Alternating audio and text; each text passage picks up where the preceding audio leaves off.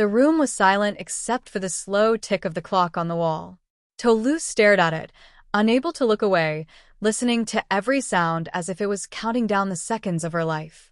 She sat alone at the back of an empty church hall, her hands shaking slightly, eyes tired, body exhausted. Something had happened. Something big. Something she could not speak about just yet because she herself did not know what to call it. Only one thing was clear. She had reached her breaking point. Outside, Lagos was in its usual rush, cars honking, voices rising, life moving, business happening, as if nothing had shifted. But inside her mind, everything was falling apart. She felt she had reached the end of the road. She had smiled too long, struggled too long, sacrificed for others too long. Everyone thought she was fine. In fact, everyone thought she was strong. But she wasn't. Earlier that day, Tolu had walked out of the office for the very last time. Her boss had called her in and said the company was letting staff go, and she was one of them. She felt something crack inside her chest. It wasn't just the job. It was everything. Her family depended on her. Her siblings depended on her. Her future depended on that job. And now she had nothing. She didn't rush out of the building. She didn't scream. She didn't cry. She just walked quietly to a taxi, came straight to the church, and sat down on the last bench, staring at the clock as if time held answers. She had always believed that suffering was a punishment, a sign that something was wrong with her. Maybe she wasn't good enough. Maybe God was angry. Maybe her dreams were a mistake. So she sat there, listening to the clock, waiting for the feeling to pass, waiting for anything to change. And that was when she heard footsteps. Slow, gentle footsteps coming from behind her. She didn't turn around. She didn't move. She just listened. The sound came closer, and closer, and closer, until finally, the footsteps stopped right beside her. "Are you waiting for someone?" a calm voice asked. Tolu blinked, surprised. She hadn't even noticed a single person in the church. The voice belonged to an older woman, dressed simply, holding a broom and a cleaning bucket. Her smile was warm, almost too warm for a stranger. "No," Tolu whispered. "Why are you here?" the woman asked. Tolu swallowed. "I don't know." The woman nodded slowly, as if she understood more than Tolu had said. Then she sat down beside her and placed the broom on the floor. "Sometimes," she said softly, "people come here because they think God has abandoned them. Other times, they come because they have abandoned themselves." That sentence hit Tolu deep in her chest. She looked away, tears gathering behind her eyes. "I've lost everything," Tolu whispered. "Everything." The woman smiled again. "No, you have lost something. Not everything." Tolu frowned, confused. The woman leaned closer. "Do you know the story of Iamide?" Tolu shook her head. "Good," the woman said, settling in. "Because you need to hear it." And so the woman began to speak, gently, slowly, like someone who had lived long enough to understand the weight of suffering. Iamide was a young man whose life was full of problems. Nothing worked. Business failed. Relationships failed.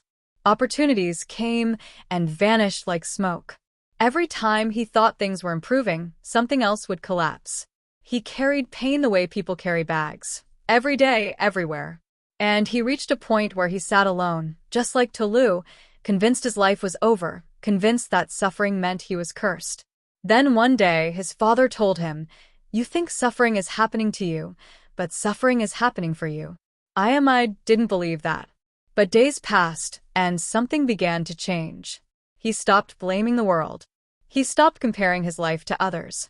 He stopped asking, "Why me?" and started asking, "What now?" And slowly, things turned. Failure taught him creativity. Hardship taught him endurance.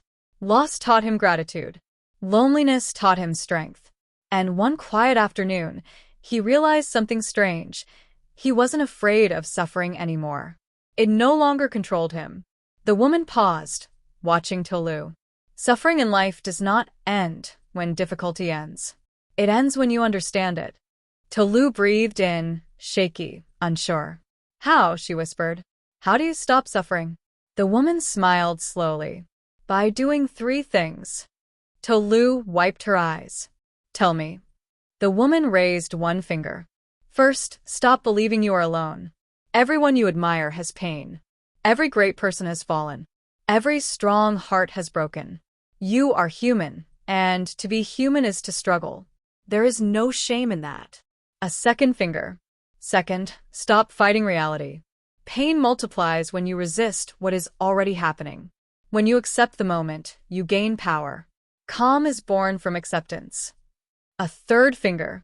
Third, stop building your identity on problems. You are not your job. You are not your bank account. You are not your mistakes or your losses. You are more than you think. Silence settled between them. The clock kept ticking. The room was still. Tolu let her tears fall, but this time they felt different, like water washing over something tightly wrapped inside her chest. She had thought suffering meant the end. But what if it meant the beginning? The woman gently touched her shoulder. My child, life will not always be easy.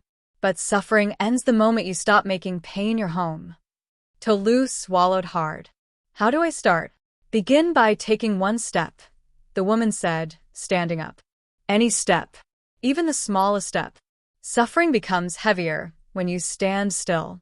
Movement brings change. Tolu looked up. I don't know what step to take.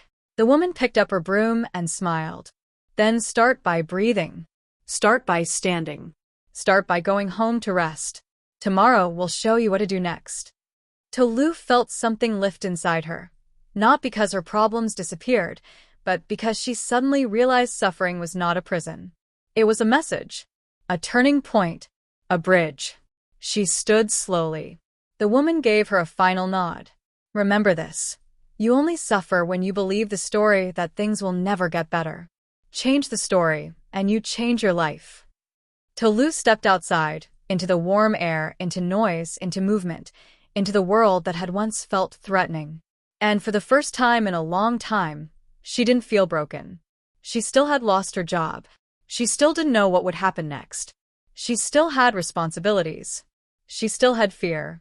But she also had hope, and hope alone was enough to quiet the storm. As she walked home, something inside her whispered words she had needed to hear for years. Life hurts. Life bends. Life breaks. Life tests. Life stretches. But life also heals. Suffering does not end when life becomes perfect. Suffering ends when the heart becomes peaceful. And peace begins with acceptance, courage, truth, and movement. In that moment, as she walked into the night breeze with tired eyes and a lighter heart, she realized something extraordinary. She had not lost everything. She had only lost what was no longer part of her future. And the path ahead, though unclear, was hers. She smiled. Because suffering had ended the moment she stopped believing it would last forever.